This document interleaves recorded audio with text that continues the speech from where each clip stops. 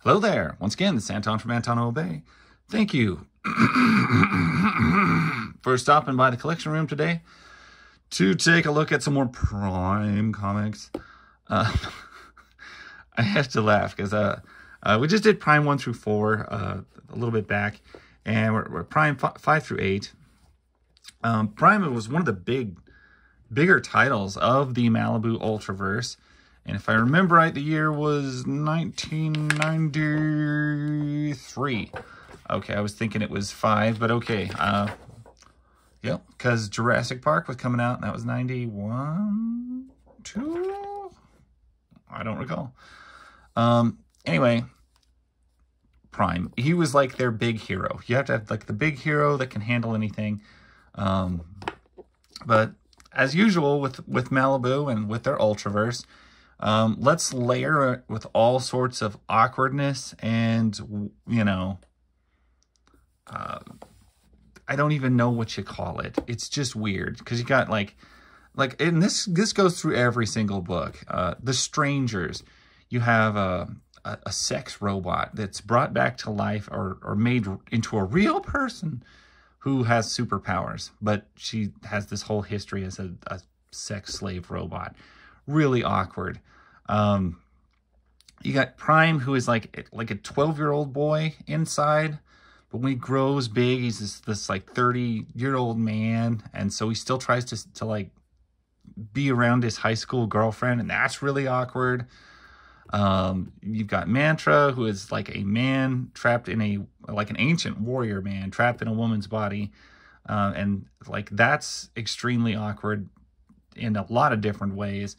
But it's like, what were you guys thinking? Why do you always have to do this? Like all of your heroes, I never really noticed it till I really started looking at it. I was like, man, so many of your heroes are so awkward, and it causes them problems in writing, and you can kind of see it. And that's why a lot of these characters, when Marvel bought them, I mean, they like any of that stuff gone. We're trying to fix that. Prime was one that actually lasted a little bit longer, but without any of the 30-year-old looking dude hitting on the 13-year-old girl. They moved away from that. But what was another one? Elvin.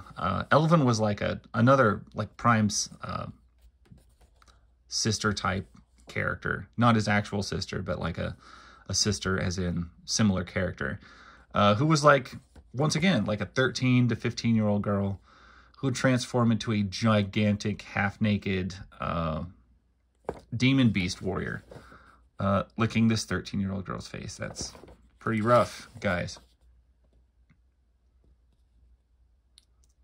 Yeah, it just comes off awkward.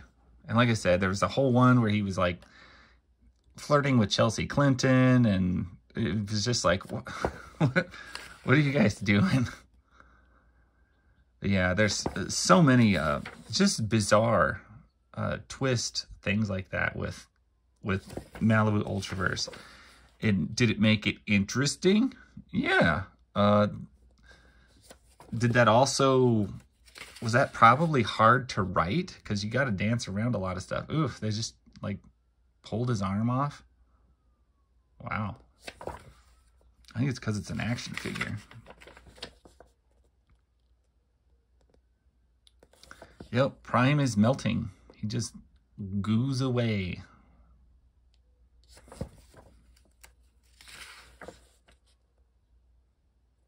Better load him up and haul him somewhere else.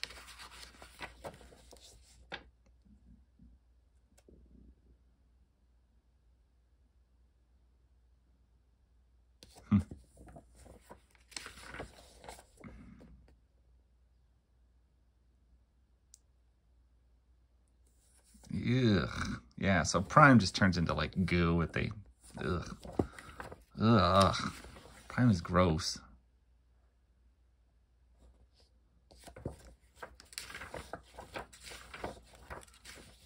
What do we got going on here? The Rune back covers. All right, so if you've seen a lot of my older stuff, you know that I hate Barry Windsor Smith and his god-awful, sinewy, gross art.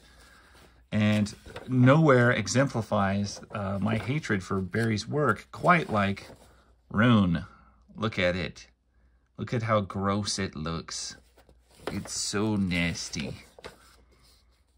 Ugh.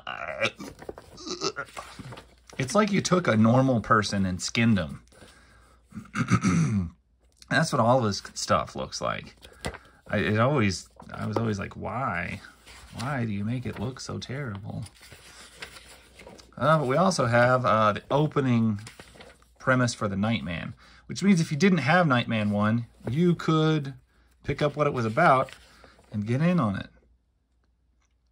Nightman was, I think, probably one of the better written of the Malibu Ultraverse characters. He had his weird set of circumstances. He could hear evil, played jazz, didn't need to sleep, was a jazz musician, had his own pirate radio station. There's so much going on with him. It was awesome. T-Rex, this is impossible. What are you going to do, Prime? Kill that endangered or extinct animal? Is that really what you want to do? I mean, I always get that. All right, now we're sticking him in space. What does he do? So now he's working for the government. Yeah. The whole... This is just one of the... There's like a couple of awkward Chelsea Clinton things where everybody's like kind of looking at him like, why is he, yeah, hey, I wonder what Kelly would do if she would think if she knew I was hanging out with Chelsea Clinton. Everybody's just like, wow.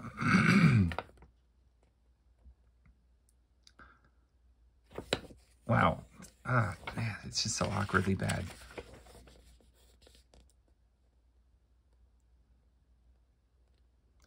Ugh. What is this guy? Wrath? I think it's Wrath. Oh, Wrath sucks. Wrath sucks. He almost sucks as much as Warstrike. They're just really, really terrible generic characters. And in fact, they look so similar, I can't often tell them apart. Trying to make it so Prime can go to space.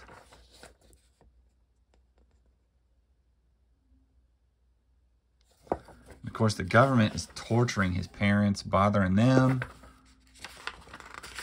All sorts of gross. Prime for outer space. They got Prime a nice, shiny, flexy suit thing.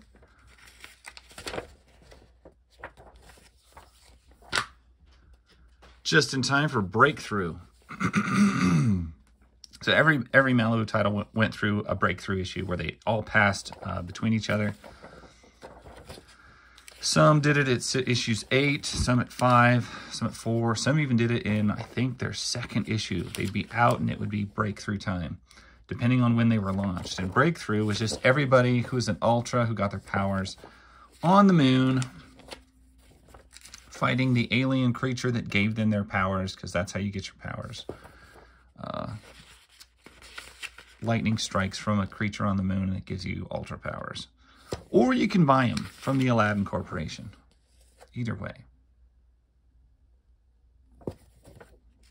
It was an option.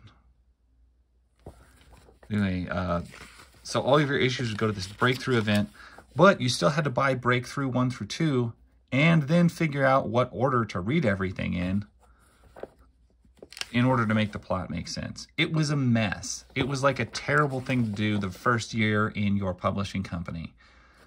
Because basically it's like, well, I'm kind of interested in this book, but you know what? Now I need to buy 17 other books, or I can just take this one issue and just chalk it up to a loss and just, this makes no sense. So I'll read Prime 1 through 6, and 7 is just, well, nothing to me, because I'll have no idea what happened unless I buy every other single breakthrough issue. And then I can come back, which is why issue 8 or post breakthrough issues, every single one of them says jump on now, because now you can actually do you can follow a single title and it'll kind of make sense. But yeah, the breakthrough thing was not a brilliant approach that Malibu did on their Ultraverse. It just was a mess. And I'm sure the story, like even now, like I think I have all of it, but it's hard to tell. Like, because there's so many and so much crap. I don't even know if I have all of the breakthrough thing. Dinosaurs for Hire, when the world needs a little extra muscle. What a weird book. And this is some of the better art. I wonder if he's ever going to tell his fake high school girlfriend that he's actually Prime. Do we ever get to that point? I don't know.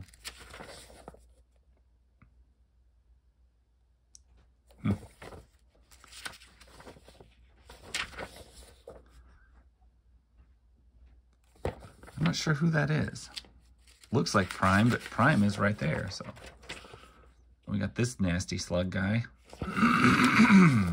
Clear the throat. Looks like Mantra's going to show up to save him because he, of course, knows what it's like to be robbed of your body. I'm going to save Mantra no matter who stands in my way. You guys remember the voice of Prime?